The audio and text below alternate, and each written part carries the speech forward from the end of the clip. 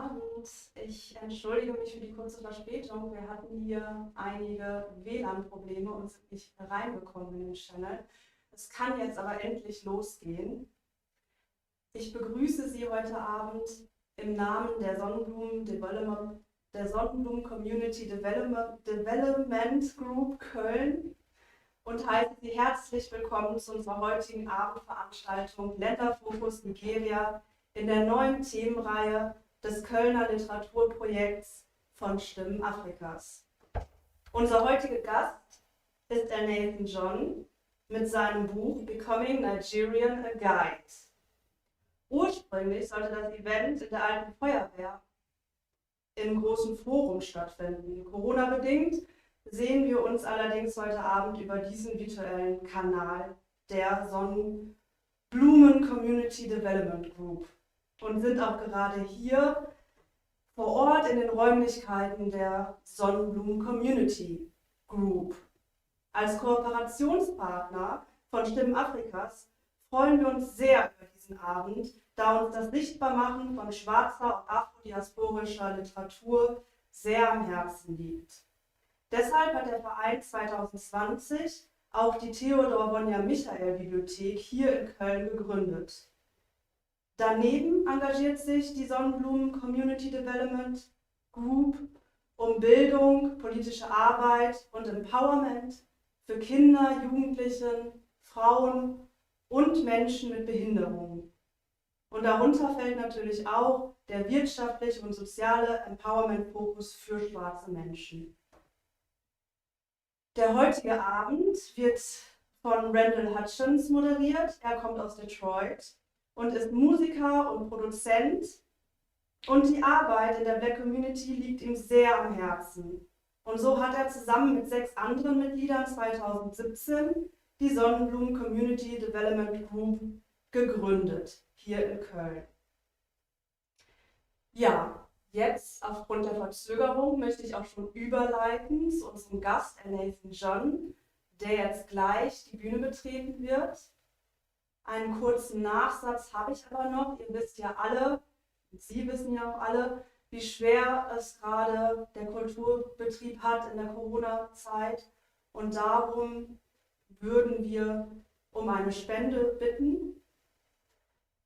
Das heutige Event hätte normalerweise auch Eintritt gekostet und daher wäre es schön, wenn Sie oder wenn ihr 3 bis 15 Euro für diese Show heute Abend spenden könntet. Ich wünsche euch jetzt viel Spaß, genießt den Abend und bis später.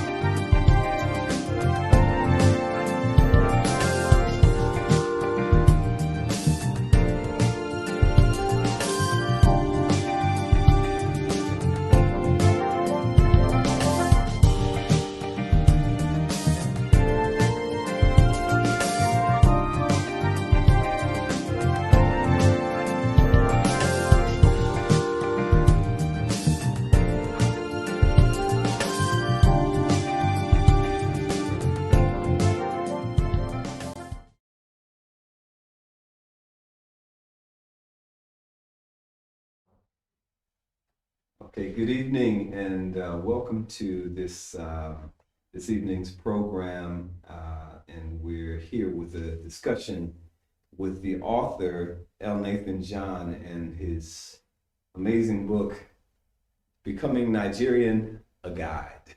And it is a guide. It's an absolutely delightful read, both extremely humorous satire with being also extremely substantive.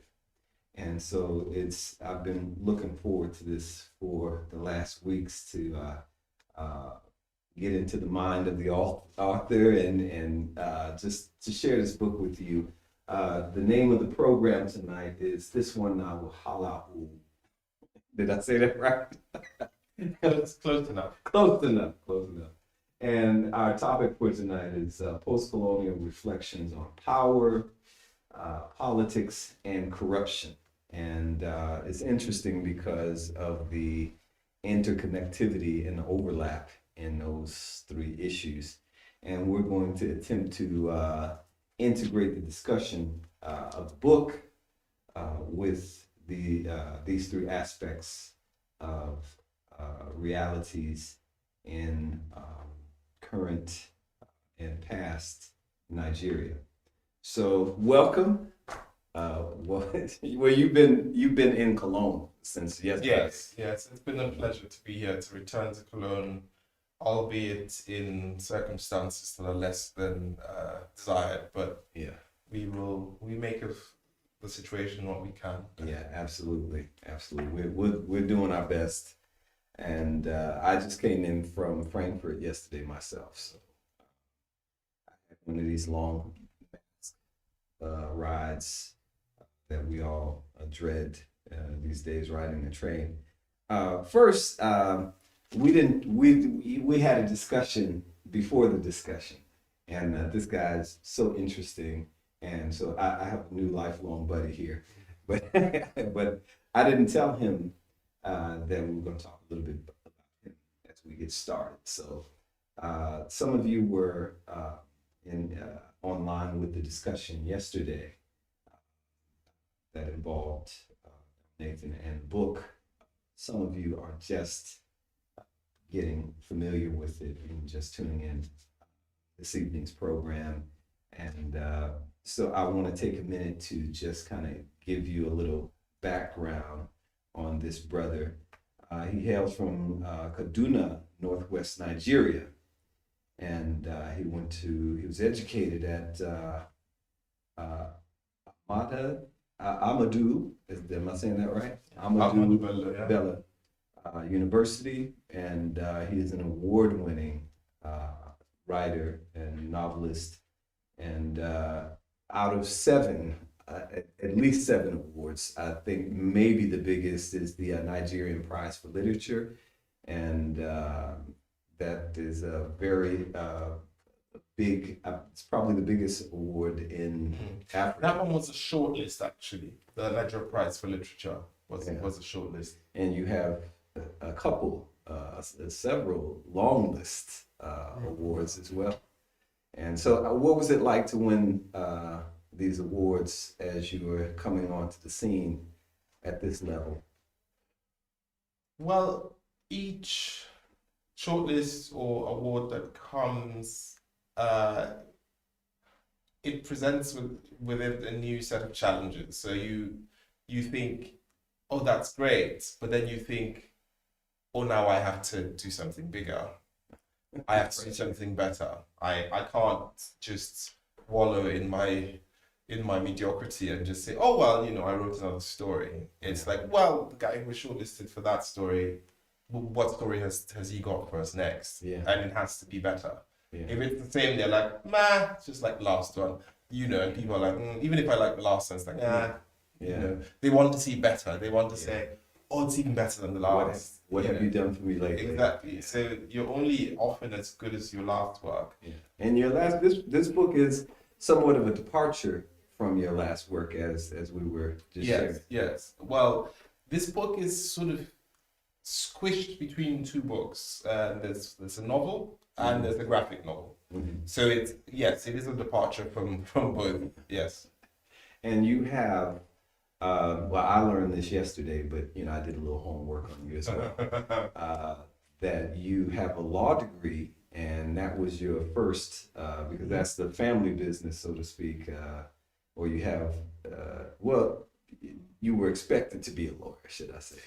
Well, I mean, I was expected to do something sensible. and it's funny, my father did not think law was a sensible degree, because when I went to university, it was not very popular that you had lawyers from the neighborhood be just successful by virtue of them being lawyers. It was always...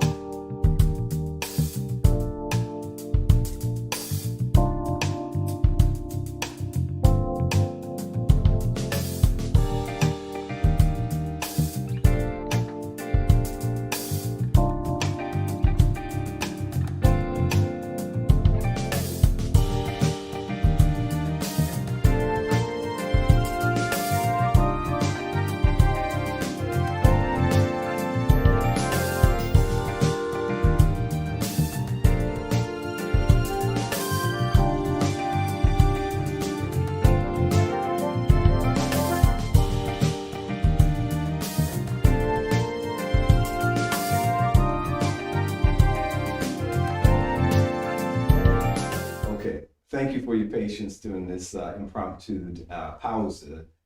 We had to take care of technical information. So welcome back. Again, we're here with Elnathan John in a discussion centered around the book, Becoming Nigerian, a Guide. And we were just in the middle of the discussion, well, not middle of first quarter, but you were talking about your, where were you? I think I was talking about law and the fact that in Nigeria, where I grew up, it was not very popular that many lawyers were financially thriving. Yes. They were often taking care of little cases in our city, which was not a very prestigious thing to see, especially when you saw lawyers trying to hop a ride on a motorcycle. And people always made fun of those kind of lawyers. And they were like, well, do you want to be that kind of lawyer? Except if your father, for example, is prominent and he knows prominent lawyers, and then you can get a note to someone in those big firms. Otherwise, you will be, you know, trying to settle cases of who stole my goat or who stole my chicken, and probably be paid with, you know, not enough cash to live a fancy life. So of course he was more interested in things like economics or banking or computer science. And I, as the rebel that I am, decided to be a lawyer, you know. But then very quickly, I think I was quite interested in how I was encouraged to think more critically, particularly because of the kind of history that we were forced to study, because it was not a thing we loved doing at the time. We were always thinking, why is this guy making us do this? And it was a Marxist revision of African history. And that's how we were introduced to law. It was like a baptism of fire. We had a Marxist history, excuse me, a Marxist history professor who was interested in beating capitalism out of us, and he prescribed dozens of texts that we had to read and sometimes memorize, you know, to cleanse us of any false impressions that we had about Nigeria as a concept and Nigerian history. And so we went back to look at the history of formation of nations. Why are we in Nigeria, for example? You know, and because Nigeria is not, we don't study Nigerian history in school. And so that was an interesting introduction into critical thought and into sort of post-colonial interrogation of history, Nigerian history, but African history in general. And of course this professor of ours forced us to think outside of traditional ways of thinking of where we come from, why we are a country. Because in school you learn, we're a country because the British came, and there was this uncritical knowledge about colonialism. It's like, the British were our colonial masters and they left in 1916. That's it. That's all you learn in school. But eventually going into what the law is, jurisprudence and the science of law and its connection to things like other parts of the tripartite Nigerian legal system. So like customary law, what's the origin? Or Sharia law, for example, because in my university in the north, you have to do an Islamic law course. Okay. So people from the north usually have a slight advantage over others because we have to do Islamic law. Okay, and this is integrated into the law program. Yes, you can specialize in Islamic law, but even if you do civil law, you have to study some Islamic law. So that was, I think, an interesting part of my life, studying, learning critical thinking. And it led you into literature. Yes, as a lawyer, what essentially we're doing is we're interrogating texts, and the primary text, of course, being legislation. What are the meaning of words? What is the interpretation of each word that you find? And how does that interpretation relate to actions that have brought you before the court?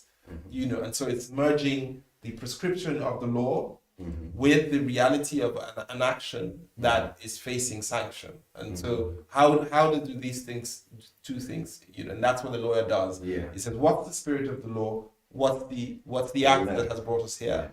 And of course, because of that, you have to read and read and read and read. And if your client blew up an electronic machine, you have to learn about electronic machines. If your client stole Forex, you have to learn about Forex, all of that. So that's that. But of course, quickly I became disillusioned with the system of legal practice in Nigeria, and I was sort of pushed out very, very firmly by my own restlessness. And I developed my craft, which I'd always been interested in, over a few years. And then, of course, eventually I thought it might be time to do this professionally. And I over the course of time, became a full-time writer. Okay, awesome. Now, once again, our topic tonight is on post-colonial power and politics and corruption. And the three are somewhat integrated. So you touch on all of them in the book. And you can feel free to reference any segment that you have outlined or that comes to mind, and read as much as you like. But we want to start with the idea of power, which you can't talk about power in Nigeria without talking about something we've already alluded to, which is religion. And there are some hilarious and super interesting parts of the book that deal with religion. And of course, religion is integrated into the politics, both Christian and Islamic. And so what are your thoughts on how the role of religion, or how religion is manifested as a power in Nigeria? So I'll start by saying that my interest in satires hinged primarily on my interest in power and the various ways in which power manifests in human society. And because in its exercise in day-to-day life, power is often not situated in one place. it can be diffuse, and you can find expressions of it in various strata of society. And so it is not always the case that at the very top of political power authority, all power is situated. And so I interrogate all of the spaces and the manifestations of power, its use and its abuse. And of course, one place where we find this is in religion and in religious societies in general, but also in the people who sort of are at the head of those societies. And so I ask, what is the power that religious societies, led by, of course, the religious elite, have in the formulation of laws, in the criticism of laws, in the revision of laws, and in the application of laws? And even in where it's not directly in law, but in sort of practice in society, because usually not everything that is executed is written down in law. And so there are unwritten rules of society, and much of these unwritten rules are more heavily enforced by society. And those rules often come from religion. Therein lies some of the strongest expressions of power in our society, where even though a thing is not illegal, because it goes against the mores of a religious community, it becomes, for all intents and purposes, outlawed or criminalized. And so that can be anything from how women dress, where there are no laws that say, well, you cannot wear a dress that's this short. But where you know that if you do, you will be visited with very heavy sanction, socially and otherwise. It could be in terms of how people organize, your liberty and the freedom of movement, who is allowed to move freely in society, or who is allowed to choose what kind of lovers that they like, or what kind of partners that they like, or what kind of or how their bodies move through the world, which people are allowed freedom and liberty to exercise complete control over their physical bodies in space. Can men, for example, move with their bodies as freely as women do? Can people who are of a certain class claim autonomy over their persons the way others can? Or, in fact, can people be forgiven for infractions against our mores as quickly as others who hold certain positions of power? In this, and one typical example would be, if I don't have power or position or religious authority, can I say, for example, cheat on my wife in the way that a pastor would cheat on his wife? And people would say, well, don't talk so bad about the man of God, because but the other person will be visited with quick sanction, and the man of God will be like, you shouldn't talk bad about, don't judge a man of God, that kind of thing. There's a certain amount of coverage that a grace, if you will, that is granted to the religious leaders, Christian leaders. There's a scriptural reference about not touching the anointed. Yes, the word you used. Touch not my anointed. Right. And do my prophet no harm. I have a Christian experience in Nigeria, which I shared a little bit about with you, traveling to Nigeria as the musical director for Ron Canoli, and our experience in going as a guest of Bishop or Papa Ayo, and in Warri at the church there. I think it's I can't remember the name of the church, but it's a huge Coliseum, seats like 30,000 people in the main sanctuary, and the power that Bishop Oritsa Jaffa has politically was demonstrated to us in this situation. We were stuck in customs, awaiting a tribute, if you will, trying to get around a tribute. And Dr. Cannoli called Bishop and asked him to intervene. Bishop called the head of the Navy, and within a few minutes, we were given back our passports and sent on our way. And so the relationship between the religious powers, both Islamic and Christian, has a strong influence on the political horizon. And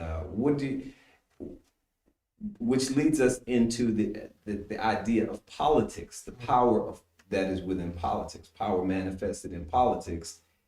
Religion is also intervening. And I love the title of this chapter in the book, Politricking. Politricking. So I'm going to use that. So I'll send you credit for that.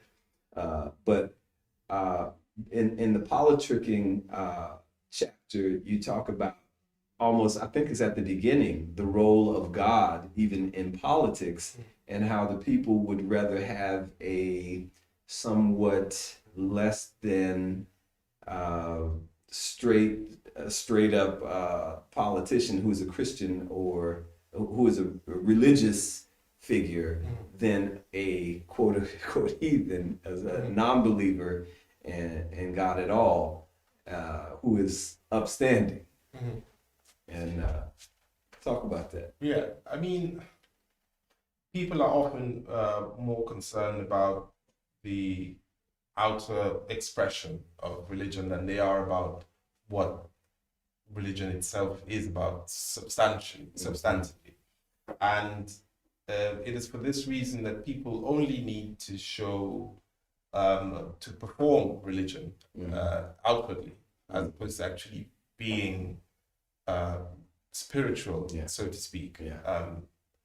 So what that does is that it creates a whole culture of performative religion, where it's important for people to present as being Christians or Muslims, good ones at least, practicing ones, than it is for them to do what their religions profess, whether it is good works or otherwise. And we see that everywhere in the actions of religious leaders, in the actions of the people who are endorsed by religious leaders, and the kind of harm that is visited upon vulnerable populations by these so-called ministers, whether it is in illicit relations with members of their congregation, or it is in their complicity in corrupt governments. They're lending legitimacy to completely unconscionable acts by government, or it's just in their role in making sure that status quo remains status quo, because they are primary beneficiaries of our current dysfunction. Speaking of dysfunction, that kind of segues right into the corruption part of it, and how the role of corruption plays out in both politics and in society. And of course, Nigeria, whether it's well earned or not, has an obvious reputation for corruption, and that's arguable in terms of the comparison with who sets the meter for corruption, because America, we just lived through 4 years probably some of the most blatant and outwardly displayed corruption on earth. But Nigeria does have a reputation, some which spills over from the political as it relates to international corruption, because corruption and on the international scale is like marriage. You can't talk about the corruption of Nigeria or any other country without developing nation without talking about the other party. that's involved with the corruption. It's like an adultery. It takes two people, not just the one who's married. The other person, if they know, then they're also an adulterer, not just the one that's married.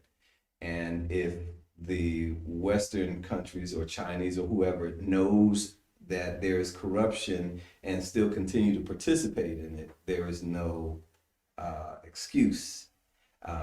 But as the corruption relates to the political arena and how it has affected the social fabric of society, can you shed some light on that and where that comes from? What is the history of that? Is that post-colonial, or was it always there? Or? I mean, so with regard to corruption and its history and roots, there are two things I like to preface my comments with. First is that we must understand how a lot of culture was upended and immediately criminalized by virtue of the sort of violent incursion of Britain and its institutions into life, the life of all of the ethnic nations or the nationalities that existed in the space that is now Nigeria. So systems of knowledge that existed immediately became unfit for purpose, and they were redefined in terms that the British had set. So, for example, literacy became redefined as literacy in English, or at the very least, literacy in a certain kind of Hausa that was written using Latin script and not Arabic script with which Hausa was written before the British came. Second example, when you would visit people, for example, or you would visit a king, or you would visit somebody in authority, you would go with a gift, and you would present that gift, not as a way of changing their mind, but as a mark of respect. Yes. And so, of course, when not just Britain, but the Britain and the introduction of capitalist systems immediately defined certain things in strict terms, things that were ordinarily situated within a cultural context immediately became,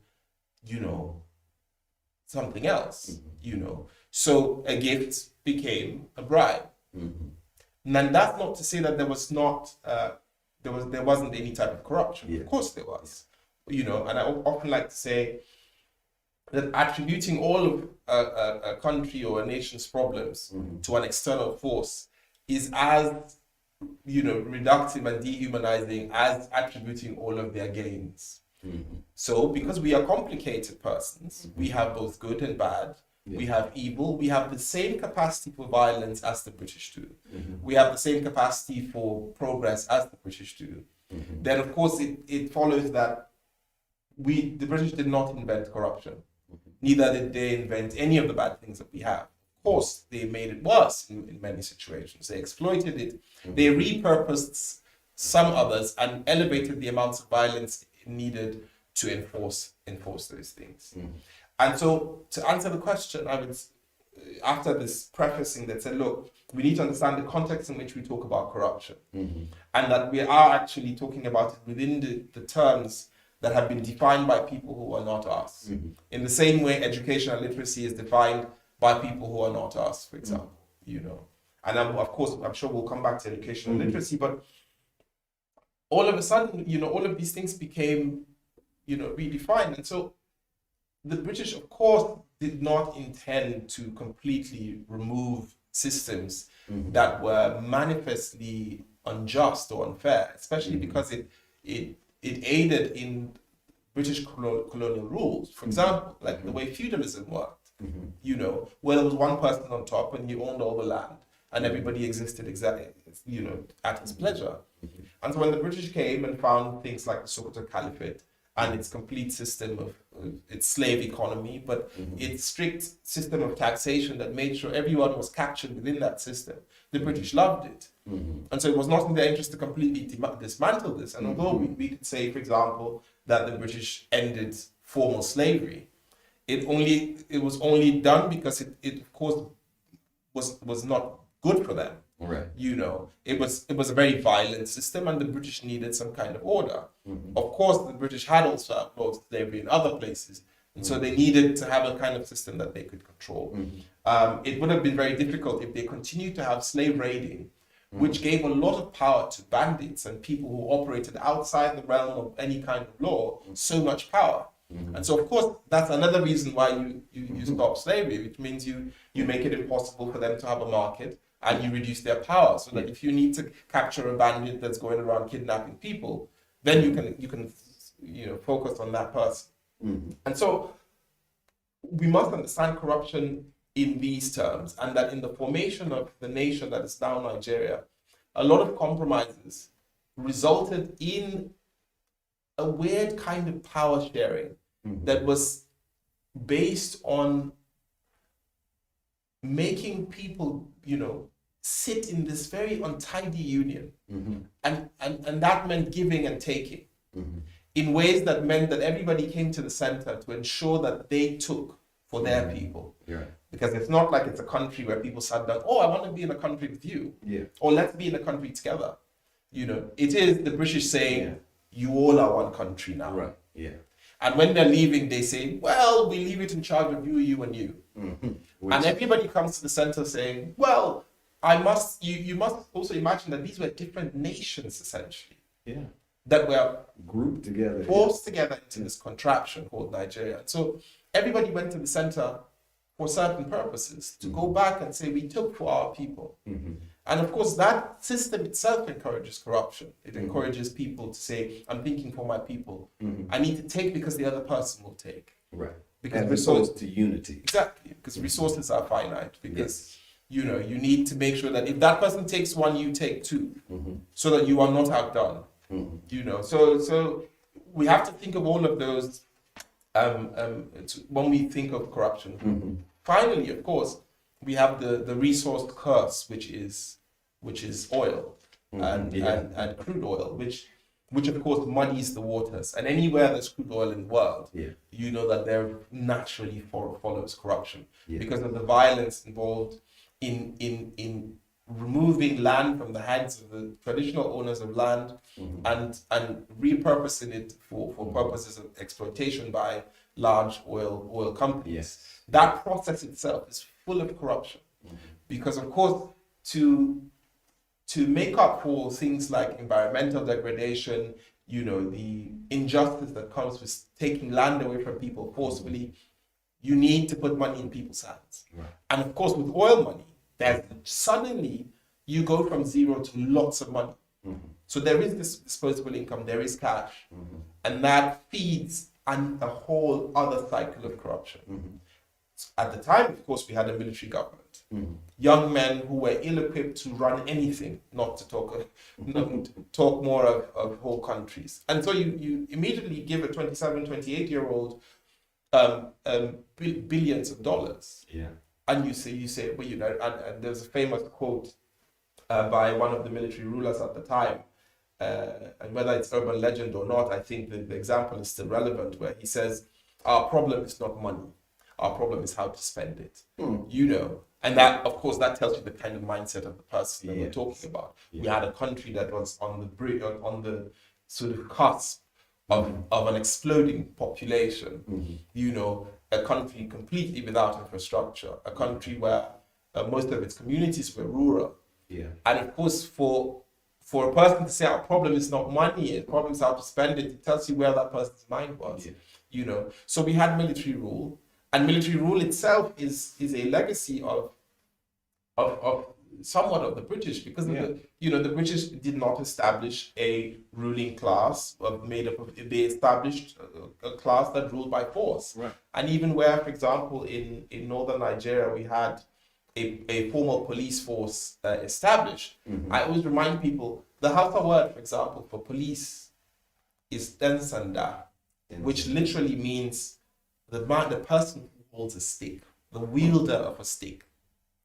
So there is violence just in the early conception of what the person who organizes people. It's the person who wields a stick with the purpose of using it. And that stick can take different forms. Yeah, of course. But of course, it also took a physical form. So the local police held sticks, Literally. batons, and so of course you just in the exercise of power, there was just so much violence, which was somewhat removed from a lot of nationalities that had different ways of organizing society, different ways of making sure people complied. That was not as violent as just simply a person with a stick going around waiting for people to commit infractions. So I mean, we can talk about corruption all day, but I'm just trying to complicate the boundaries of what we know as corruption. Why countries may tend to be corrupt, like Nigeria. In the context of solutions, what do you see as a roadmap in general to Nigeria moving to a more just, if you will, way of being and reducing the level of corruption in politics and in society? Well, that's which came first, the chicken or the egg? The social and the social corruption or the political corruption? Well, that's a very interesting and complicated question. I think that to answer this question, we might need days as opposed to minutes. Yeah. But I will start by saying that one of the things that must happen in a place like Nigeria is not just an awareness, but a deep study of the history of Nigeria, the history of our origins, why we came to be where we are, the history of our traumas, which are many, and we must come to terms with some sort of, there must be some justice, but first we must acknowledge that there are these traumas, and we must acknowledge that some of the people that have inflicted these traumas on us are still alive and they are there. And these people must acknowledge that. That's just in the general, on a general note. But secondly, Nigerians must decide for themselves how they want to structure this contraction that has been handed over to us. Beyond what I think are lazy solutions like, can we split the country? And of course, that ship has long sailed. But questions of why are we in this union together? And if we are stuck in this union together, how can we make sure that people who are in this union have equal access to justice, have equal access to its resources, but have also an understanding of the other entities in this space, so that, of course, we are able to share the space, because of course we cannot all have the space. We must share it and share the power thereof. Exactly. And so unless we restructure, provide a grand norm that meets the needs of Nigeria, a new document that says, this is who we are, this is why we have chosen to be together, in spite of the fact that we are stuck together. When we start from there, then we might begin to say, okay, well, this is the new Nigeria that we want, and this is how we want it structured. How do we want land to be distributed? Do we need a new Land Use Act? How do we want resources to be distributed? What happens when you find gold on your land? What is the equitable thing to do? How do we want to deal with religion in our space? Because it is very complicated. We have, different, essentially, nations which are run by different creeds. And Northern Nigeria, for example, has a section that basically was the result of came after the Sokoto Caliphate, which was a Muslim caliphate run by Muslim emirs and a Muslim caliph. How can we exist in a space with, say, for example, that legacy and the existence and reality of other nations which do not share these beliefs or history, while giving every group dignity, representation and all of that. And everybody has the chance to self-actualize while dealing with issues, real time issues of justice, how to deal, for example, with our neighbors, across the border, how to secure our borders and provide security, how to make sure that those who are aggrieved within are able to voice their grievances, and how we can heal as a country before we move to sort of building new institutions. So you cannot build based on trauma, and we are a deeply traumatized country, whether it is from military rule or from the effects of colonialism or the pre-colonial institution of slavery, that ravaged many communities, but also sowed seeds of distrust between ethnic nationalities, leading to what we have now as a very low trust society, where people wonder, why are ethnic groups always clashing? We have a long history of mistrust between people. One of the many reasons, for example, is the history of slave trade. If we're raiding each other for slaves, then we are naturally we don't have trust between us. I'm sorry for interrupting. How long, just so we have a context for our viewers, of course, on the international scale, slavery was abolished around 1808. And how far past that period did this continue in Nigeria? So, I'll talk about the Sokoto Caliphate first before I talk about the rest, because that's sort of one primary area I research. The Sokoto Caliphate was established between 1804 and 1808.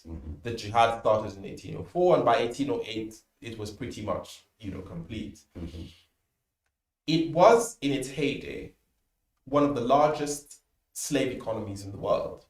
At least 1 in 4 persons in the Sokoto Caliphate between 1808 and sort of 1900, when the British effectively established control, 1 in 4 persons in the Sokoto Caliphate was either a slave or in indentured servitude. So if you think of just the numbers, 1 in 4 persons of vast was either a slave or in indentured servitude. Now, we all know the process of creating a slave is not a friendly process. I don't come and say to you, Randall, would you like to be my slave? Right. It is done, of course, with force. It is done with extreme violence. And especially if you think of things like eunuchs, which were giving us gifts to emirs and all of that. The process of making a eunuch, for example, is a terribly wasteful process, because it meant that this crude castration process, killed sometimes 9 out of 10 boys that were taken to be castrated in some places. Wow. So if you think of all of these things and the effects of this kind of slavery, you understand why certain groups don't trust other groups, because of things like slave raiding. Also because when the British came, they might have prioritized some groups over others because it fit their purpose. They weren't interested in creating equal humans. They were interested in creating a group of loyal people who would not rise up against them. And so if you have this in mind, we need to talk about this. We need to talk about what slavery did to us between nationalities. We need to talk about why certain ethnic groups feel superior to others, because there is that history of slavery before the British came. And so, of course, even if you read some texts, I was reading an academic article, Sexual Exploitation in the Sokoto Caliphate by Paul Lovejoy. And at the time, I think it was written in the 90s, and at the time, he said that as at the 1980s, he was able to identify communities where people were still being sold into slavery in northern Nigeria. And they were primarily sexual slaves. So even as early as the 1980s, he was able to identify, but of course this was, by the 1930s, most of the formal slavery had pretty much gone out into the sort of fringes of this space. So yes, slavery continued for quite a long time. The British, of course, formally put an end to it, but it continued in very many forms. And the fact that the British put an end to formal slavery did not mean that they put an end to all sorts of slavery. For them, of course, there was another type of slavery, and they were ruling over people. So it's a very long and complicated history, and we could talk about this for days, I think. Okay, and back to just before we give you this last word in this segment about solutions. Just want to let everybody know that we're going to take a pause after this, and in the meantime, you will be able to go ahead and share a gift, a donation with the organization, as we are, the Sonnenblumen Community Development Group is not a state-funded organization. We partner with some agencies for projects and share the resources for individual projects, but we ourselves are independent and we are solely self-supported. So whatever gift you give, and we have no payroll, so no one here is paid. All of the work is volunteered, and so every cent that you give goes to the work that we do. So we welcome you to share a gift, and the way you can do that is in the description at the bottom. So we're going to come back in the next segment where we'll take your questions to Elnathan John and give him an opportunity to connect with you.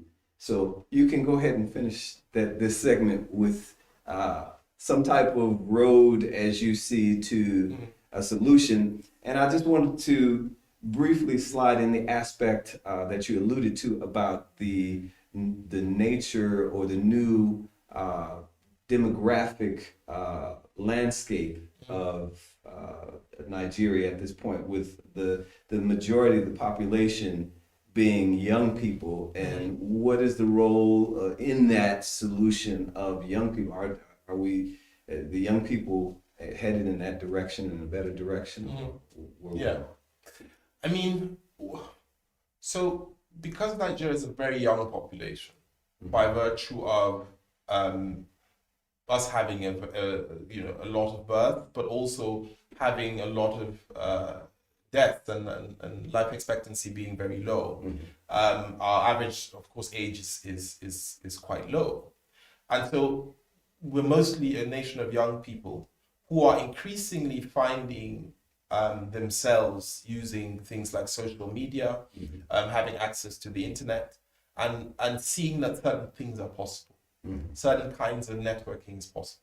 Of course, initially it would be used for private ends, how to connect with friends, whether it's on Facebook, or on social media apps like To Go, for example, which used to be popular in smaller rural communities. But increasingly, what is happening is that people are able to share their hopes and dreams for the country. They begin also to not accept that things cannot change. That things have to remain the way they are. And some of that we see reflected in the protests that happened in Lagos, when a lot of young Nigerians went to the streets and said, look, we are not going to take this anymore. You can't just you can't just pick up people and make them disappear. And so unless we have a government that understands that this teeming population can either become an asset or can lead to an implosion, unless we have a government that's aware of this, what will happen is it's not necessarily going to be a good thing that we have this teeming population. In the north alone, we have 9-10 million young kids who are not in school, who are what we call al-majire, who are essentially young itinerant Muslim scholars who are many times left begging in the streets. And these are mostly young boys. So one of the things that must happen is that government must begin to provide education for these millions and millions of young people. Because these are the ones that can be radicalized. Exactly. And so for me, education is one of the most crucial ways of reaching people. And education for me, because there are many problems you can't fix immediately. But if you provide people with the kind of skills and knowledge that they can use to tap into an already global sort of system where there's a marketplace of ideas, where people can move their skills from one place to another without necessarily being in that place, then you're able to at least empower a few people, and people can create business. Of course, this is not the way to change the country, but it's a way to make sure that you have a population that is at least, engaged in some way or form, and not just hanging around waiting to cause havoc. Like I said, we must think about our history. We must talk about it. We must talk about the structure of the country, what kind of country we want. We must provide justice for those who have been affected by all of the traumas that exist. We must acknowledge the existence of our vulnerable populations and groups, and provide a safe space for every single demographic to feel safe, to feel a part of the country, and not feel that they are unwanted or have no place in this polity. So I mean, we can talk about the rest later, but I'll stop here for now so we can take our break. Okay, fantastic. Again, here with author Elnathan John and the book Becoming Nigerian, a Guide. So we're going to take a break. You can text us your questions and enjoy the music in the meantime, and we'll see you in just a few minutes.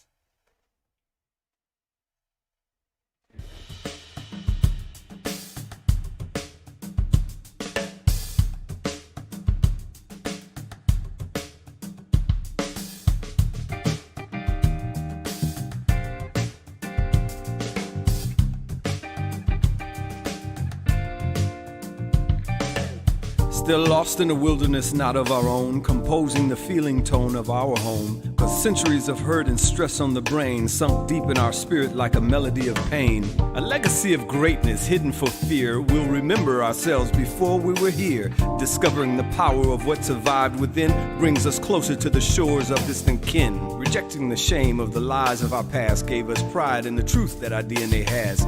The evidence of godlike minds and ability, indestructible will and ancient ingenuity. The steady beat of the justice drums call, all day, all night, winter, summer, spring, and fall. In our feet. The song of the soil of our people is ringing, without ever learning, each lyric we're singing. Let freedom ring, make the ancestors whole. Hear the call to return to the home of our soul. The song of the soil of our people is ringing, without ever learning, each lyric we're singing. Let freedom ring, make the ancestors whole. Hear the call to return to the home of our soul.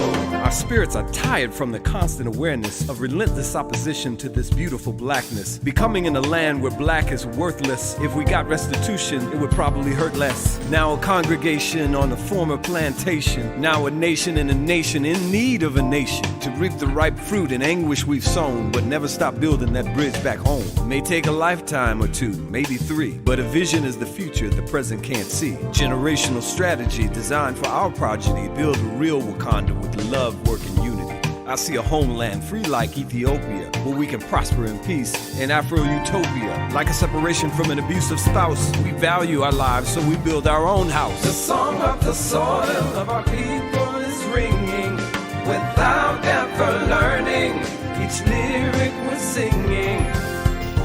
Let freedom ring, make the ancestors whole. Hear the call to return to the home of our soul.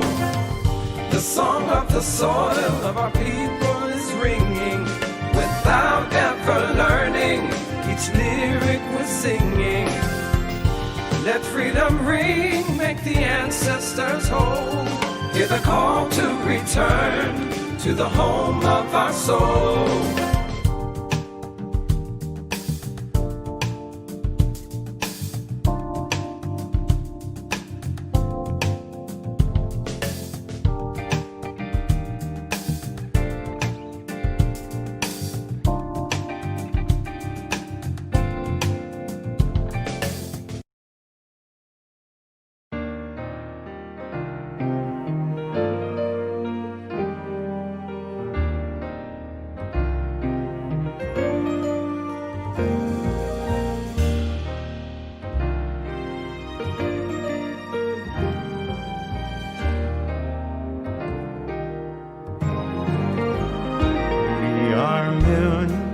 of billions of souls, living lifelines in lifetimes untold, to incarnate the wisdom once known, and harvest the goodness we've sown. We are billions and trillions of lights, like the fireflies that light summer nights. We're all one in a brilliant design, each one notes of a symphony line. Let us be as we are, an expression of love, as me and as you. We're emerging a space that is free of suffering and war. That's what love can do.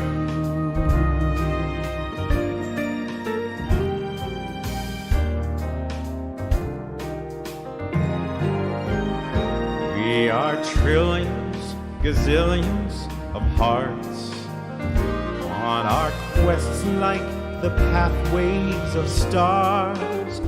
Though our journeys may lead us apart, as some dear ones have drifted afar, through the mystical mysteries of life, precious memories can live on inside, with us beyond the heart and the mind, where our timeless connections abide.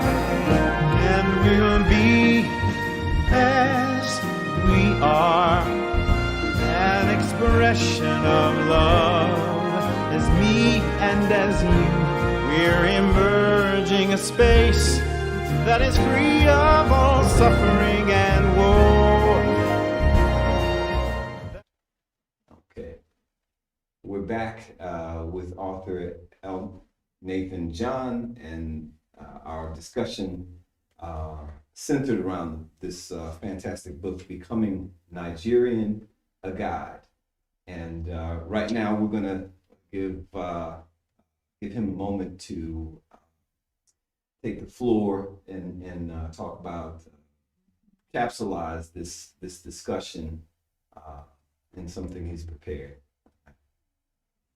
Yeah, so one of the things I was thinking of when I was asked to come down to Cologne to talk about this were the questions that sort of dominate our thinking when we think of revisiting narratives that have been foisted upon us as people of a certain shade, people of African descent, or people who are Black. And especially outside the continent, even within, we have narratives that dehumanize us. And these narratives started long before now. Yeah. And you can think of these narratives in terms of all of the things that happened as ways to justify colonialism, for example, or as, ways of justifying other types of civilizing missions, whether we talk about missionaries that came to say they wanted to preach the gospel, or people who thought they were doing good because there were some people who were barbaric, who were in darkness and needed to be liberated. And of course, those carried on into modern narratives of who we are, or what type of culture we have. And I was given an example earlier of one practical example, for example, is that of literacy and education, which I mentioned earlier. So, and I'm talking about now starting from within, before I go to the global stage, within the continent of Africa. We have, for example, statistics about literacy in Nigeria, and we count people who can read and write. But we do not count people who can read and write in every single language. We count people who can read and write in the languages that we have established as languages of literacy, primarily English. And so if a person cannot speak, read, or write English, it is very hard for them to be captured in the population of people that are deemed to be literate. Yes. And there's a simple history to that.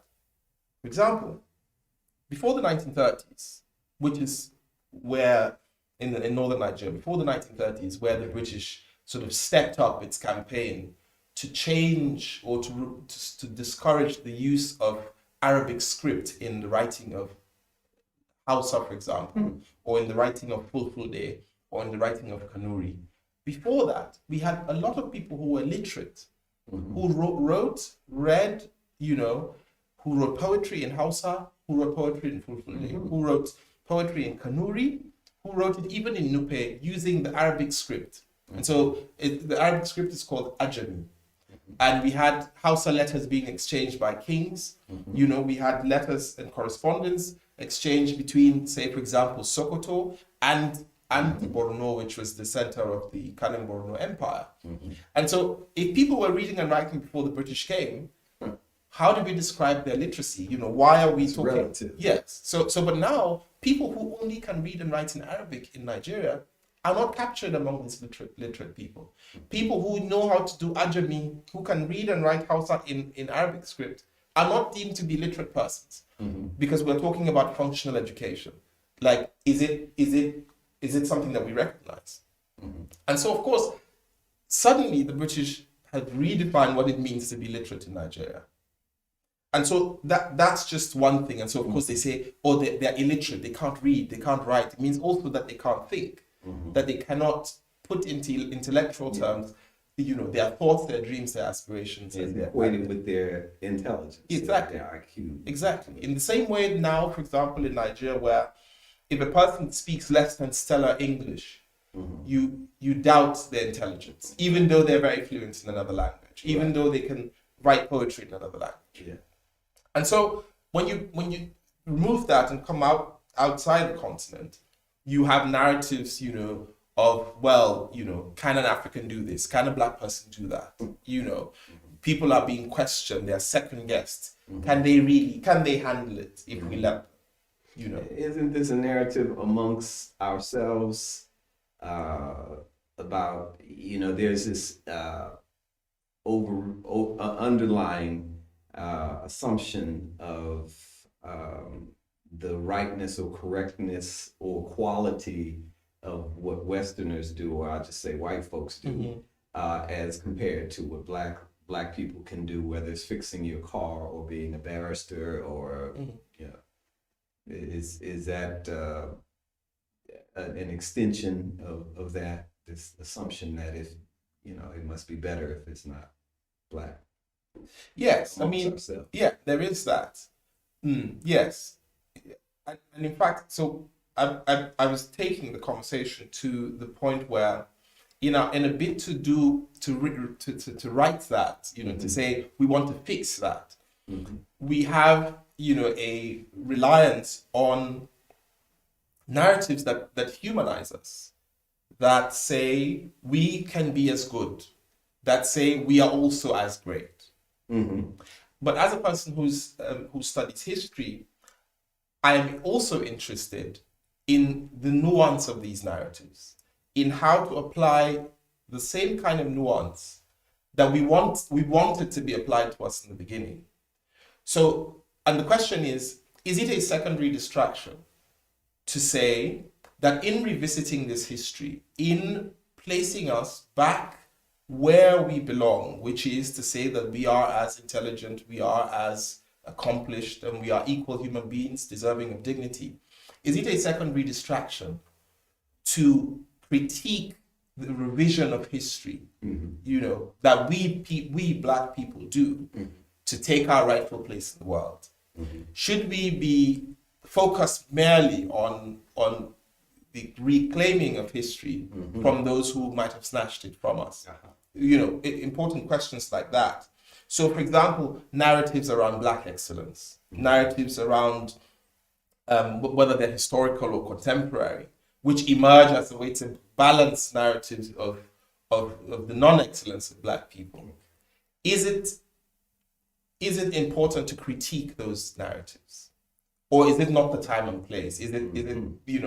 Should we say, well, it's not the time for saying let's do a nuanced reading of history, So the question is important because for us to fill the gaps in these narratives, we aim not just for creating new narratives, but creating historically accurate narratives, so that we don't just say, actually, we were good as well, but we can say that we were everything as well. And that's the way to say that we were equal. Yes. To say that Before the fact. exactly. So to say, we are as capable. And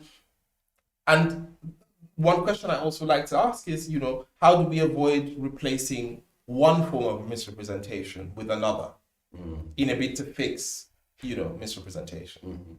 And that's sort of some of the work that I'm deeply interested in, especially among us, which is the work that we have to do to say, how can we identify areas where we can also do better in rethinking the way we see ourselves in the world.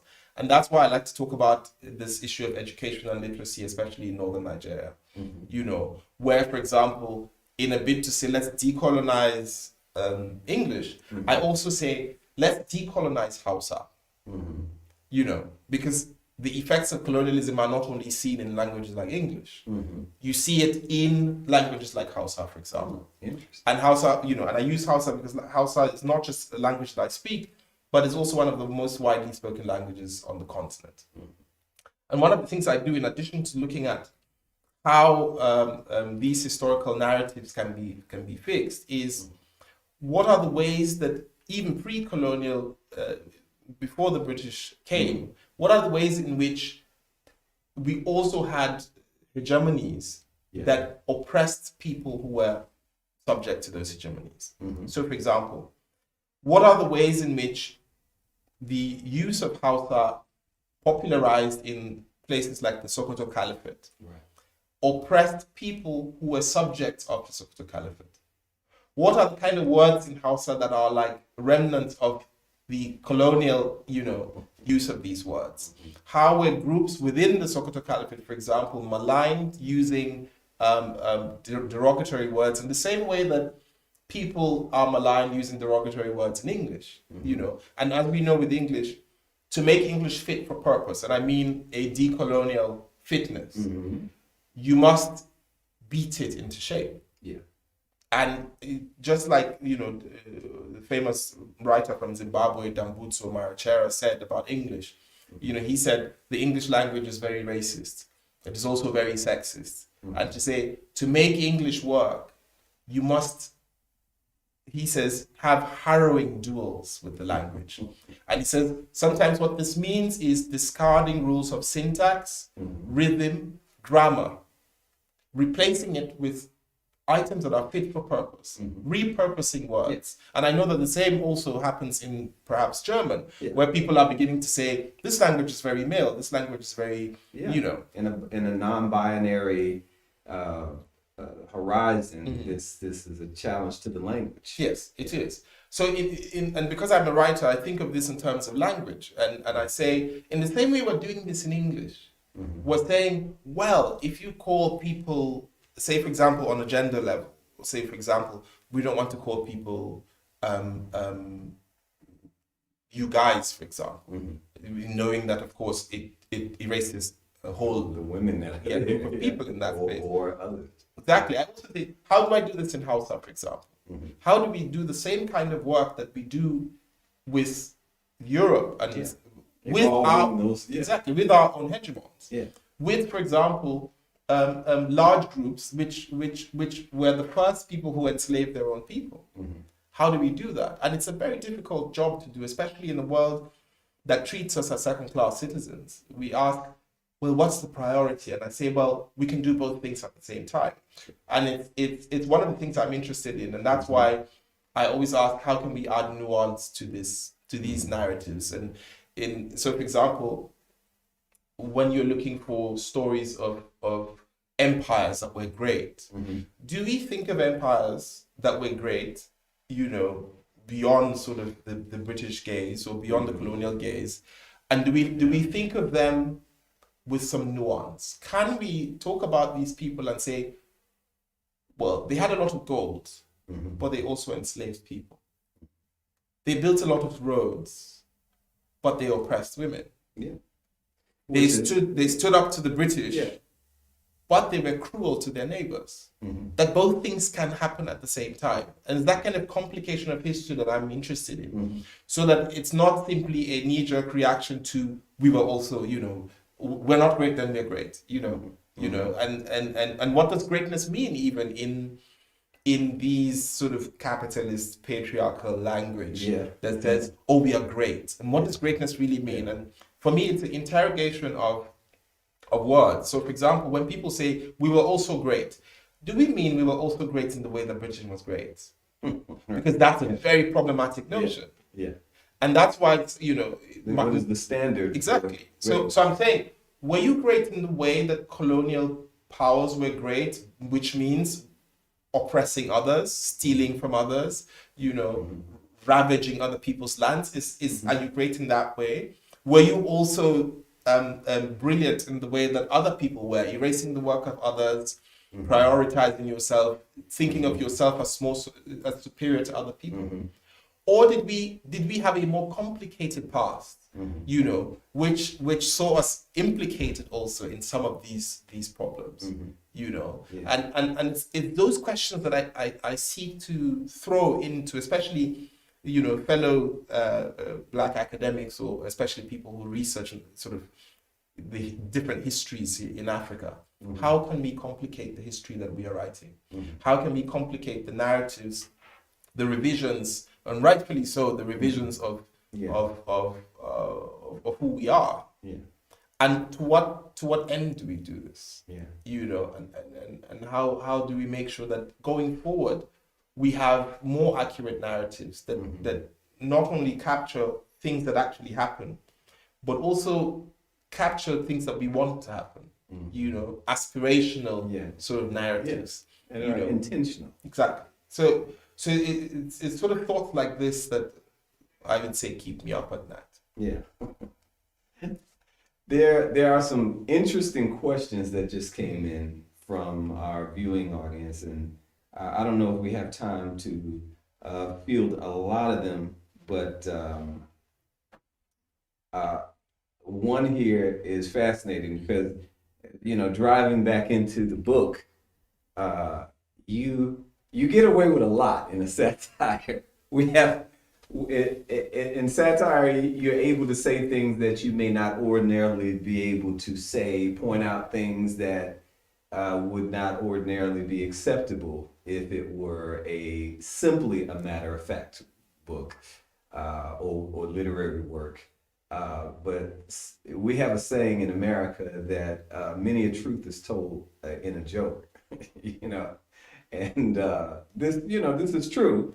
But the viewer asked the question: did you get objection or criticism from your readers for making fun? And I'm quoting them, making fun. That's their interpretation of what it was doing. Not to say that I agree with the assessment of that it was making fun of the Lord's Prayer. So did you get objection or criticism from your readers for making fun of the Lord's Prayer? And the second part to that is, why did you cross off the word God? So, okay, 2 questions from that. Yeah. So I'll start with the last. Crossing off guide is itself the beginning of the satire. To say, well, is it a guide? Right. So is it right? And technically, it goes against your rule of explaining. Exactly. Never explain satire. Yeah. So, but did I get pushback for using the Lord's Prayer? I might have, but with satire, one of the things that you must know is that on first reading, especially if your satire is anything close to good, many people will think that it will be like, is he joking? Yeah. Is he is serious? it mockery or is it And of course, the first instinct of a lot of people is to say, oh God, no, why are you doing this? And I remember getting angry emails, but not from that piece, others, from people across the world. Wow. Who were not native speakers of English, for whom English was a second, third language. Yeah. and they read it and say, I cannot believe you'll be endorsing these views. Like, what are you doing? Like, and I'm the irony is lost. Exactly. In the translation. So of course, so what happens often as a satirist, that, especially for those who don't know your work, the first reaction is rage. Mm-hmm. Before people say, oh, I see what it is, and then they but then for those who are implicated, the first reaction might be laughter, but then follows the discomfort. And that's the sort of reverse for people who are implicated, and they're like, I don't like. So they're the ones who get upset later. So, no, I didn't get, so much any sort of reason, substantial anger for using the Lord's Prayer, precisely because I was not making fun of the prayer. I was simply, instrumentalizing, if you like, and making the connection between the manner of speaking of Nigerians, which often is more than peppered with religiosity, and we cannot speak without it. Like I say, if someone is about to meet somebody to go and steal, we say, are we going to meet on Monday? You say, by God's grace, If a man is cheating on his wife, and the woman calls him and she says, are you still coming on Sunday? He says, yeah, God willing. And one thing that's not in the book was a piece of satire I wrote about the former central bank governor who became the emir of Kano, Sanusi Lamido Sanusi, who had a scandal, with a certain woman who he was said to be having an affair with. And someone had leaked from his phone a text message that he wrote to this woman. And the idea was that there was supposed to be some nepotism and that he had gotten her a job somewhere. He had flown with her somewhere he shouldn't have. And she was married, he was married. And apparently she had sent a text to him. And she said something along the lines of, and the reason why I couldn't publish this in the actual paper that I was writing for was that it was censored. All the editors dropped that story from all the national daily newspapers, and only the newspapers that operated online could carry that story. And so my story was dropped from the paper I was writing for, but I republished it online. Okay. And I was simply writing about the text message, and she said, and I'm just paraphrasing. She said, "Thank you for making me feel like a woman again. Because of you, I feel alive again." And he texted back, "Alhamdulillah. Praise be to Allah that I was able to make you feel like a woman again, And he's like this Muslim leader now, he's the emir. He was deposed eventually, but he was, he was a prince of the Kano Emirate, essentially somebody who was next in line to become a Muslim leader and a traditional leader. And his response to that text was Alhamdulillah, which is no irony, just like so. So of course we do that whether it's Christian or Muslim, and so of course for me to convey this, no better way than to use the same kind of language. God does not have to be eliminated from your sin. No.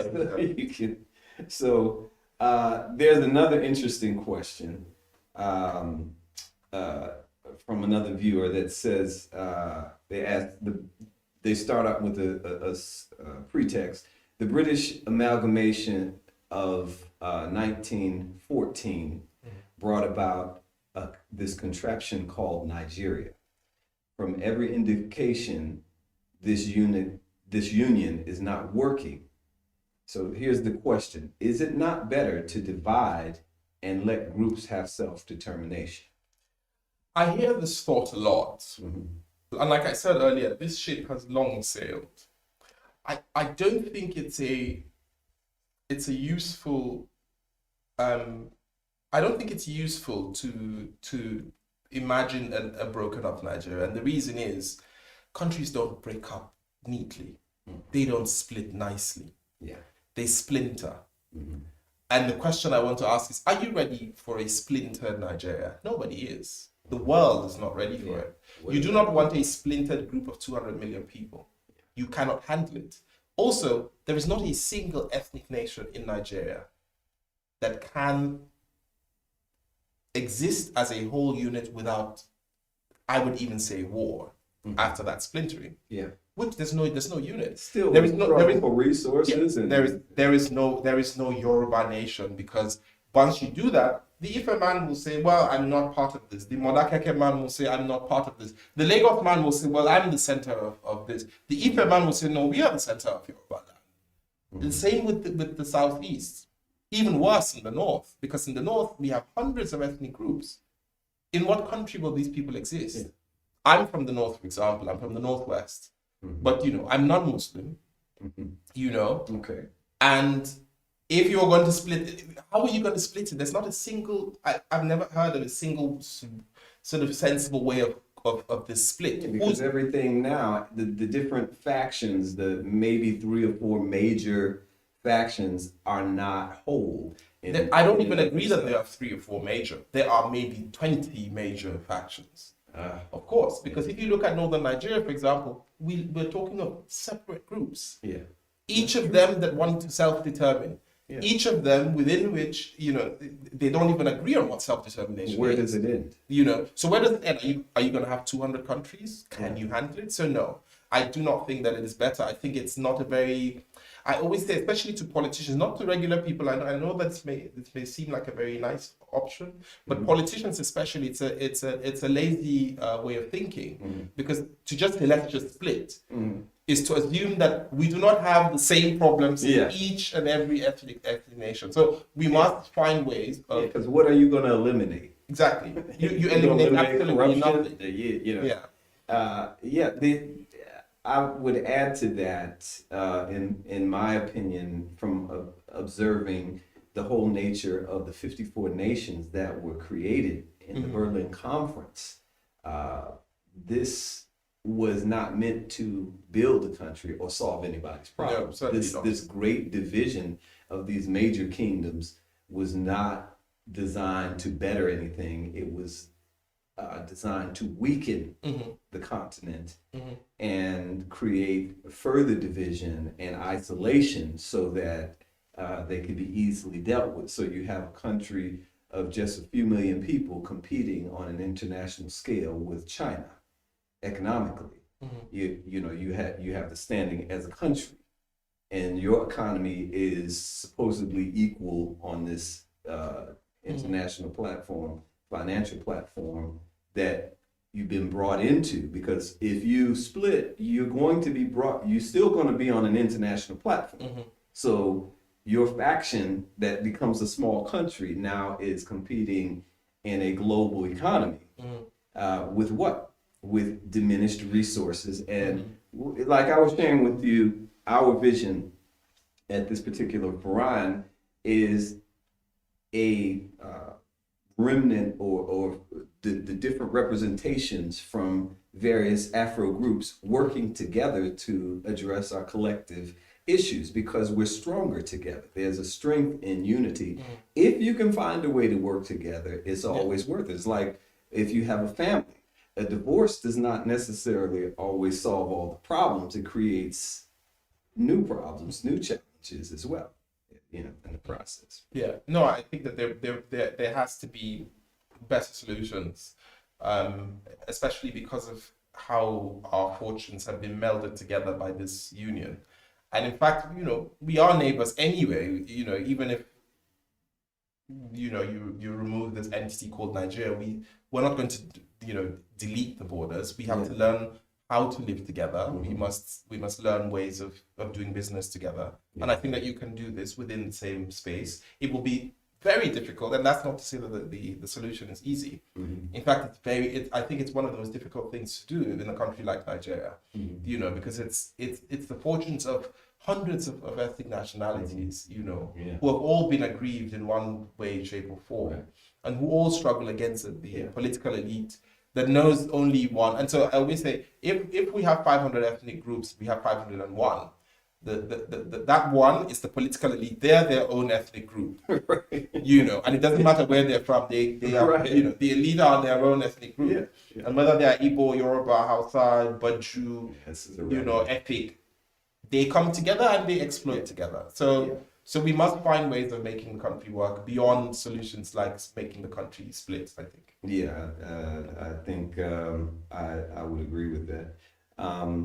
You have another question here, dear Nathan. What do you think about the role of Nigeria on a global scale today, and maybe in the future? I think that Nigeria is uniquely positioned to set the tone for how other nations in the African continent are treated. Mhm.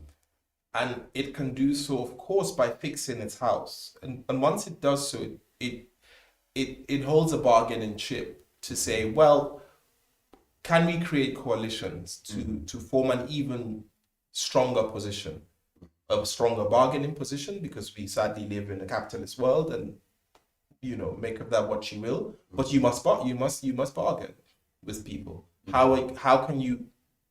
And remember, we're bargaining against not just single countries, but we're bargaining against multinational countries that have the power of several 100 million people. Absolutely. And so can one country deal with Amazon, for example? It's very difficult. Can we deal with China, for example? How do we do that? You must find allies. You must find so I think Nigeria, because of its size and its geographical position, which makes it very uniquely positioned. It's and being one of the largest economies, if not the largest. Exactly. Economy. Once you do this, then Nigeria becomes uniquely positioned to lead the kind of bargaining that we want to see going forward with other entities, with Asia, with the United States, with Russia, with all of these entities, and with especially big multinational companies, with Facebook, with Twitter. How do we make sure that these entities do not continue the exploitation that they are used to doing? How can we make our bargaining position stronger?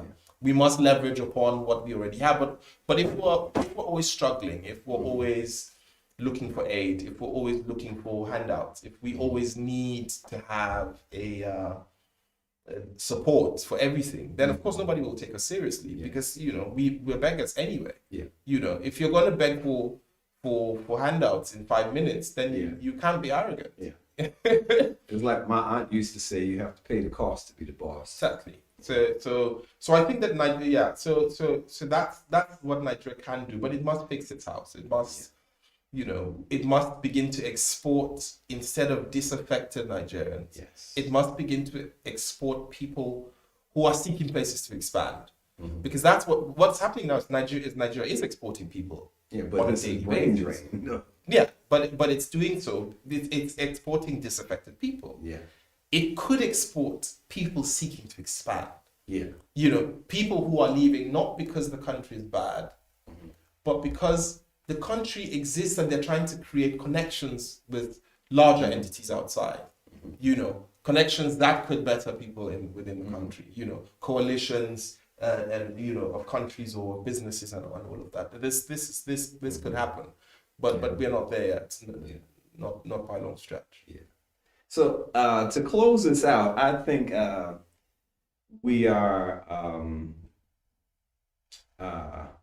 I think it's a good time to deal with, since the question was asked about your analogy. That was, well, I don't want to call it a parody, but how you use the structure, so to speak, of the Lord's Prayer to make this point. I believe, if I'm not mistaken, Dangote was played a role in that. Yes. Our Father.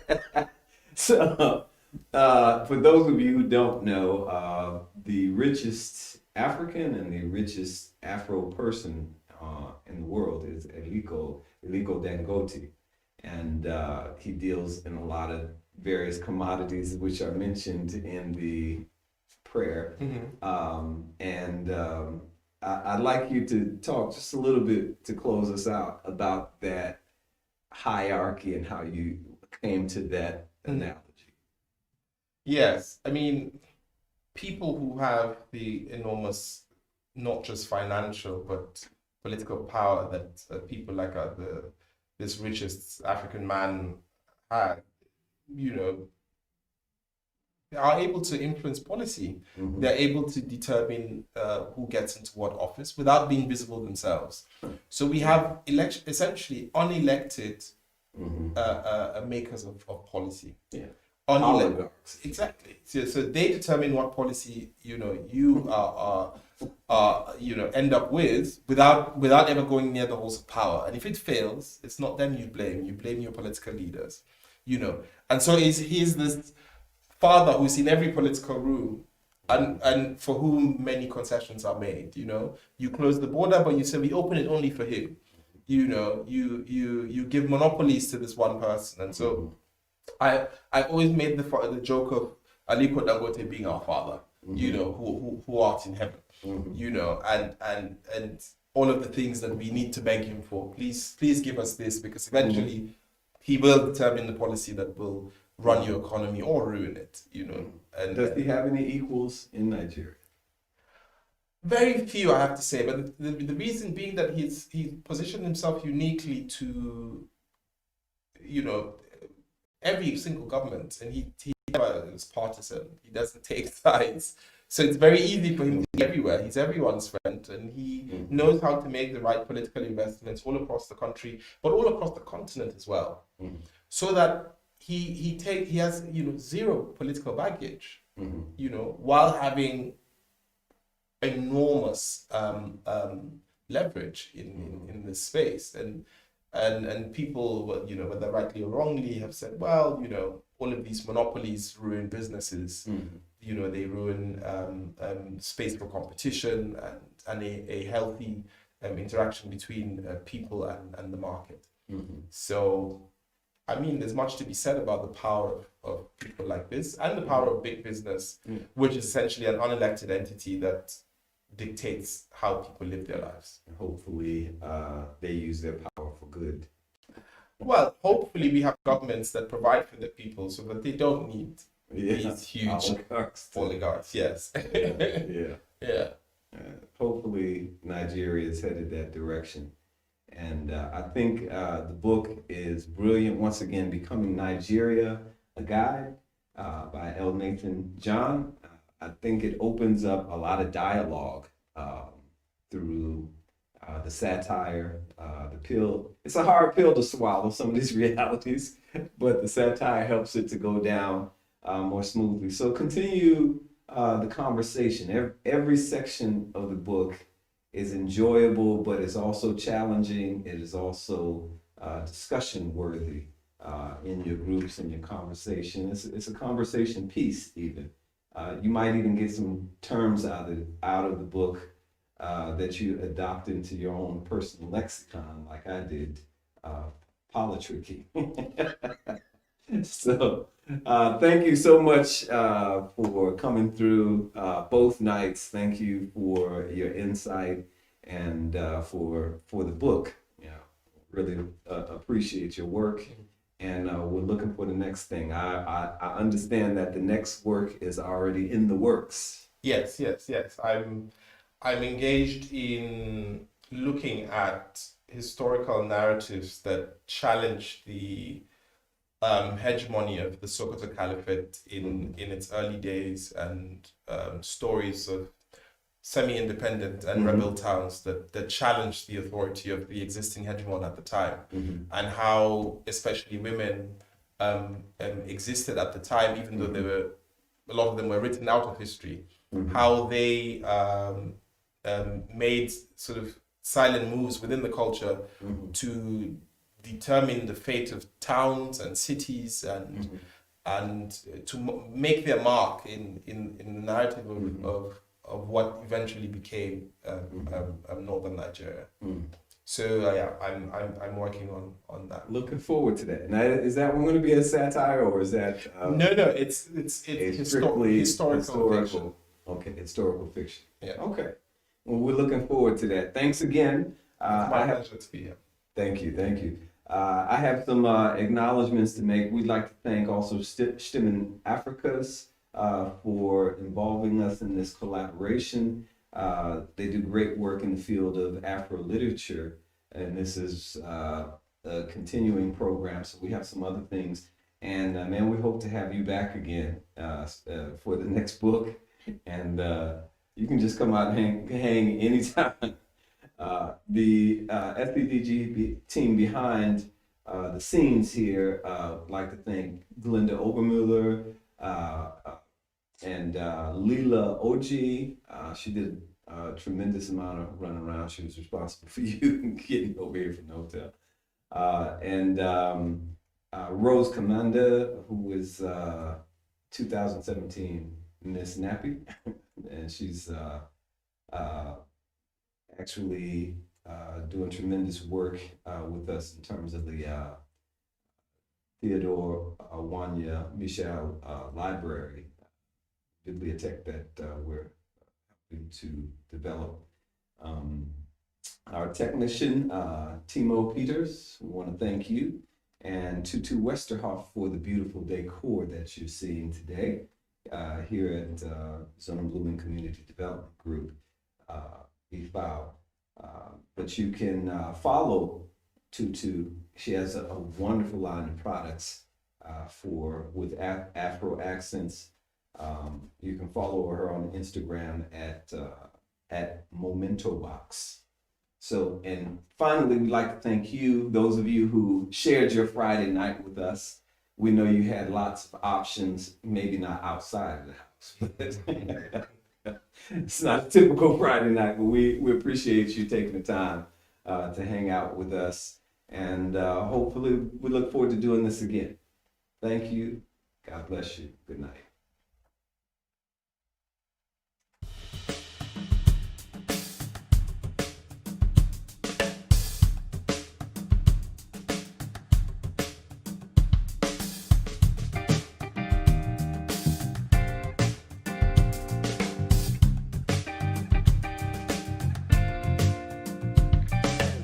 Still lost in the wilderness, not of our own, composing the feeling tone of our home. 'Cause centuries of hurt and stress on the brain, sunk deep in our spirit like a melody of pain.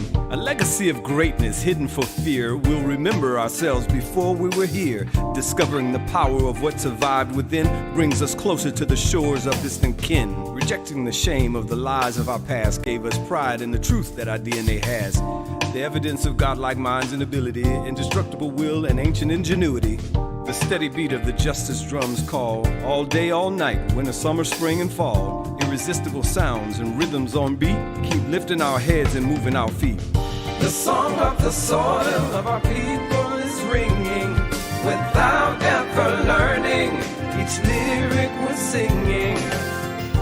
Let freedom ring, make the ancestors whole. Hear the call to return to the home of our soul.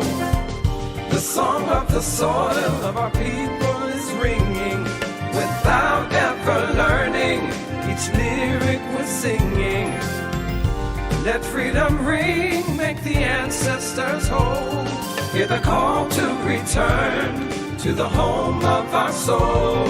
Our spirits are tired from the constant awareness of relentless opposition to this beautiful blackness. Becoming in a land where black is worthless. If we got restitution, it would probably hurt less. Now a congregation on a former plantation. Now a nation in a nation in need of a nation. To reap the ripe fruit and anguish we've sown, but never stop building that bridge back home. May take a lifetime or two, maybe 3, but a vision is the future the present can't see. Generational strategy designed for our progeny, build a real Wakanda with love, work, and unity. I see a homeland free like Ethiopia, where we can prosper in peace, an Afro-utopia. Like a separation from an abusive spouse, we value our lives, so we build our own house. The song of the soil of our people is ringing, without ever learning, each lyric we're singing. Let freedom ring, make the ancestors whole. Hear the call to return to the home of our soul. The song of the soil of our people is ringing, without ever learning, each lyric we're singing. Let freedom ring, make the ancestors whole. Hear the call to return to the home of our soul.